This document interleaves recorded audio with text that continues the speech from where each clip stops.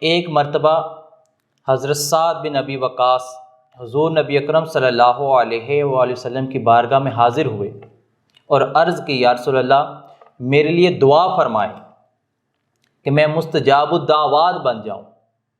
مستجاب الدعوات کا مطلب یہ ہوتا ہے وہ انسان جو جب بھی اللہ کی بارگاہ میں ہاتھ اٹھائے، جو اللہ کی بارگاہ میں ہاتھ بلند کرے اور دعا مانگے تو اللہ تعالیٰ کبھی بھی اس کی دعا کو رد نہیں کرتے، ہمیشہ قبول فرماتے ہیں۔ تو حضور نے اس کے بدلے فرمایا، اے سعد اگر تم چاہتے ہو کہ تم مستجاب الدعوات بن جاؤ، کہ تمہاری دعائیں اللہ ہمیشہ قبول فرمائے، کبھی بھی رد نہ کرے، تو پاک چیزیں اور حلال لقمہ کھاتے رہو، پاک چیزیں اور حلال لقمہ کھاتے رہو۔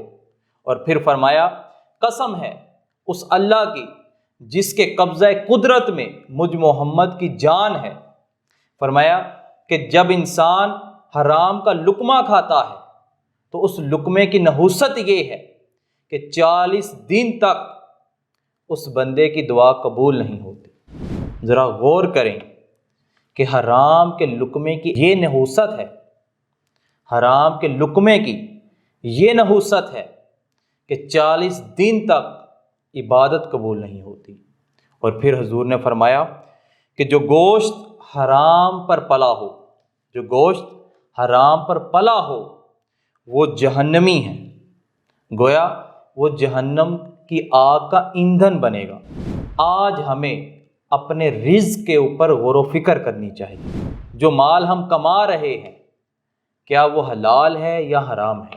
ایسا تو نہیں کہ اس کے اندر حرام کا ایک قطرہ داخل ہو گیا ہو اور ہمارا سارا رزق ناپاک ہو گیا ہو، حرام کا ہو گیا ہو۔